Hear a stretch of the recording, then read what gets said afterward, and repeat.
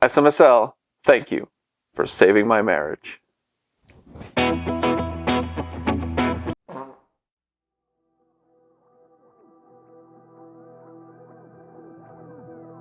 These days, what we perceive as reality, truth versus fiction, literal truths, are used to generate lies. It's never been more important to pay attention to one's own moral compass. People say trust science. The data and measurements never lie.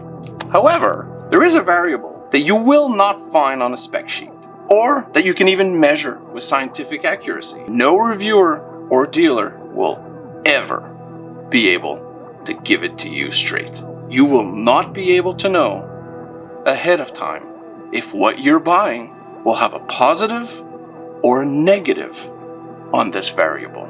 Some have even learned over time and experience to develop a sense for it, a way to feel for this variable. But even those who have, they can only tell you if this variable will have a negative. They can never guarantee when it's positive. Only know once we actually experience it.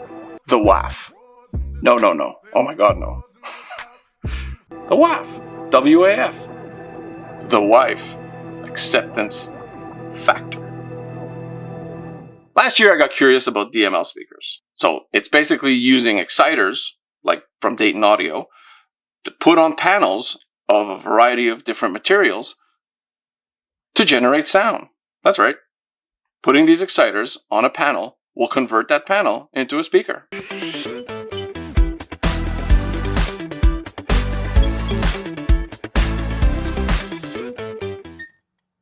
I thought, that's my ticket.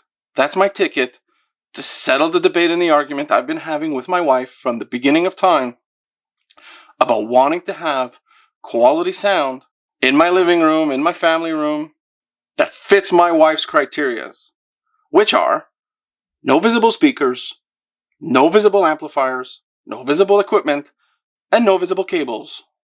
Easy, no problem. And don't get me wrong, there are things in a partnership in life that we should compromise on. Totally agree. That being said, if any of you are wondering why my wife is not compromising on this to make me happy, here's why. Oh, what a giant dish. Oh, holy cow.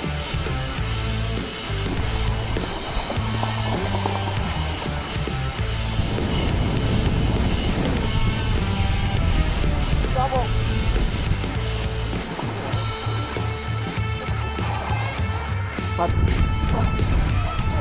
Oh, we did it, dude.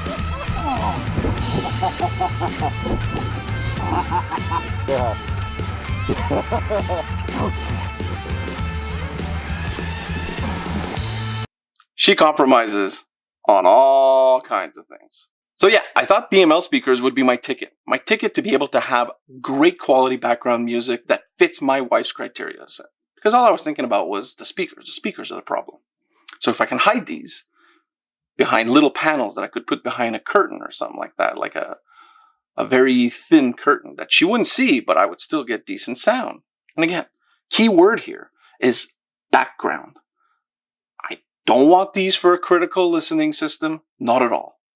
This is for quality background music. Nothing more. But background music that I can still feel, that still creates a connection. Not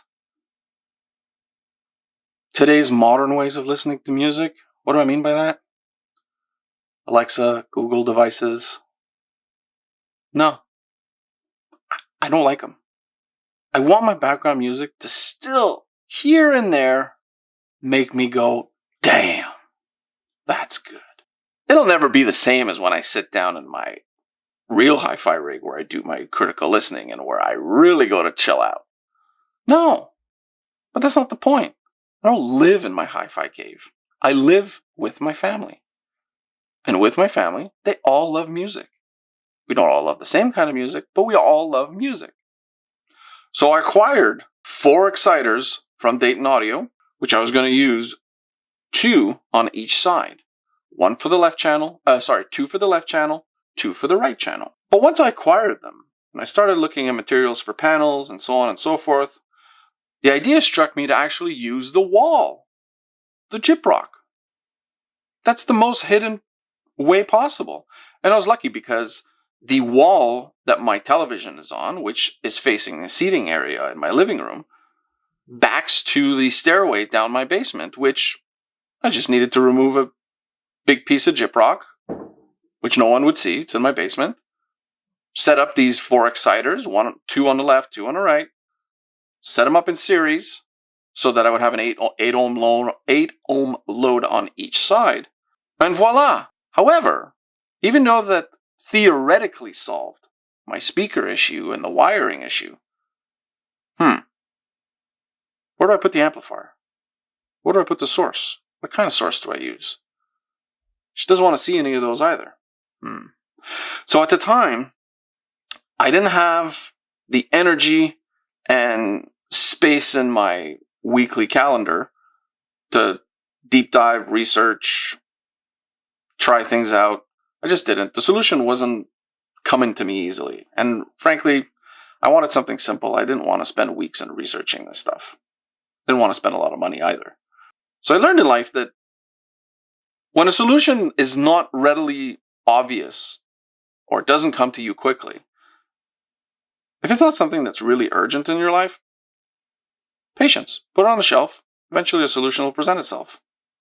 And what do you know? It did. So over the winter, SMSL actually reached out to me and asked me if I wanted to make a video on the A50 amplifier that they have. I said, sure. Didn't even look it up.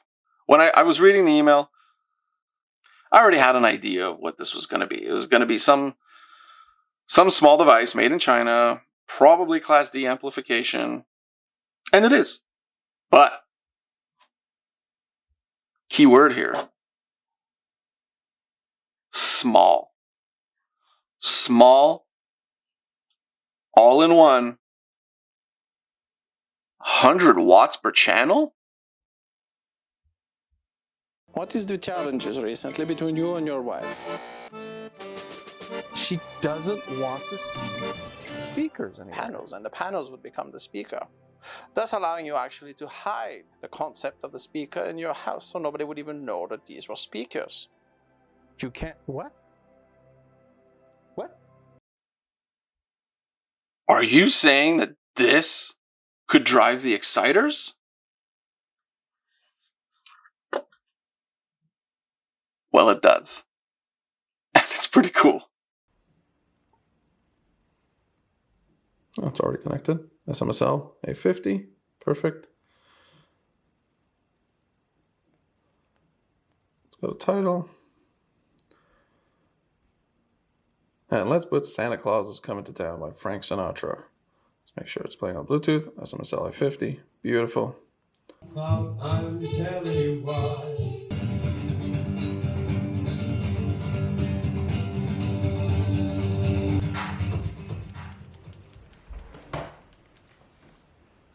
What? So is this a review? No, but let's cover the review basis. So specs are 100 watts per channel. It's Class D amplification. Has a Bluetooth antenna. Has built-in 3-band EQ. What I mean by 3-band, treble, mid, bass. I think it's pretty sure it's 3-band. Yeah. It's got a bunch of pre-made custom EQ profiles if you don't want to mess around with it. And actually, that's the game changer. That's why I actually got to work with my DML experiment. I'll tell you why later. It's black, like I said already. It's small, fits in your pocket, not everyone's pocket. Comes with a functional plastic remote. Nothing fancy, nothing great, but it works and it's comfortable. And not the cheapest remote I've seen on little devices like these. So is it a giant killer? No, it's not a giant killer. So what is it good for? Well, first, context. It's $60 US. That's right. That is major context. So don't expect something like this to turn your already existing hi-fi rig into this magical experience. No, it won't. So you can buy this on AliExpress, Hifi Express, or from Jeff's little reselling business. It is amazing. for small office systems or any other type of background music areas around your home, your garage, your shed, by the pool. For those purposes, it is amazing. As a primary critical hi-fi listening system, that will depend on where you're at in your journey and your budget. For many people, this little thing could be a major eye-opener because it does pull out the high resolution. The details are there. There's some layering. But for some, this could be a waste of time. But in the context of its cost, the sound quality, very impressed. I'll repeat it. No, it's not a giant killer. If you have a $1,000 amplifier now, it is probably going to be better than this one. It's $60. So what I'm going to say is, what surprised me is the sound to noise ratio. The sound floor for a Class D amplifier at $60, I was not expecting it to be this good. No, I was expecting a ton of noise. And as a matter of fact, let me plug it in to my high sensitive full range drivers, and let's see what kind of noise it makes directly plugged in the wall. And then let's see what kind of noise it makes when it's plugged in to a power filtration device like the Puritan PSM 156. All right, volume's at 0-1. Oh, I just plugged in one set of speaker for now. I hooked up my DAC to the back of it just to see if we can add some noise. The power pack is right here, which is plugged in right there. And actually, so that's actually a shared circuit, or this is dedicated circuit. So I have it in the shared circuit, and I'm going to try to increase some noise. Let's go play around even with... As much noise as we can. Turn up the dimmer. Make it annoying. Go back. All right. I'll sit right here.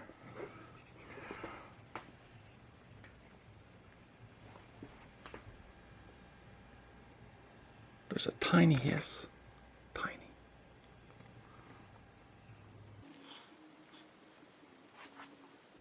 Bring it up to 100. Okay.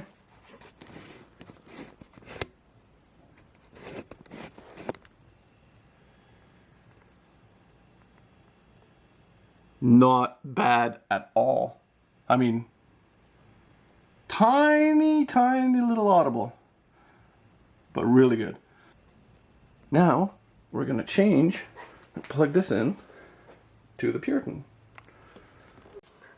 No longer in a wall. It is in the Puritan, which is going to be hard to see. Which is right there, right there. This one here, this one there. As I come back up. Volume all the way up. Exactly the same. Now let's test it out. Hooked up to my DAC on my open baffle speakers. And I'm going to turn off the W15s, so no bass. Only this. I just want to hear the SMSL. Let's cycle through the menu.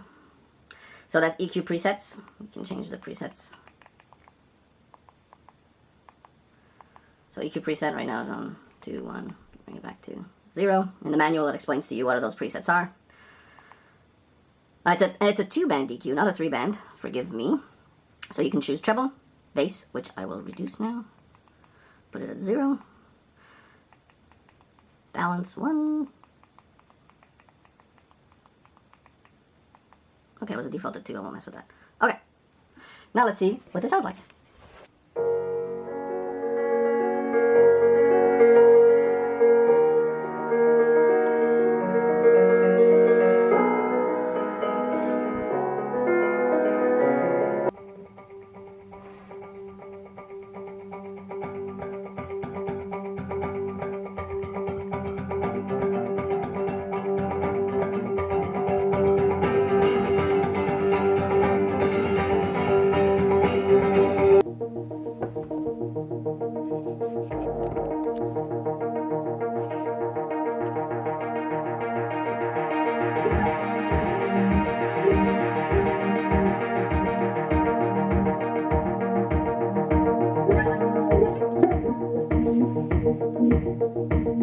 So this low noise floor and this this channel separation spec of 105 dB, that is quite amazing.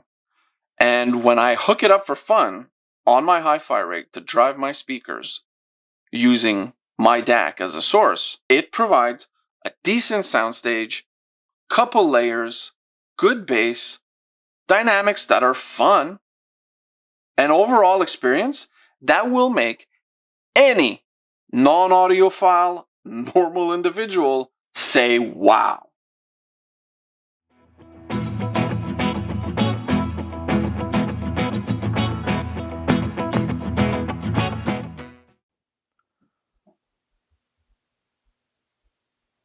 So this was a quick one. It was a short one. But why make it longer? This thing? I get to go spend time with my wife in the living room. Who am I kidding? I'll be back in the cave later. But anyways, thanks for sticking around.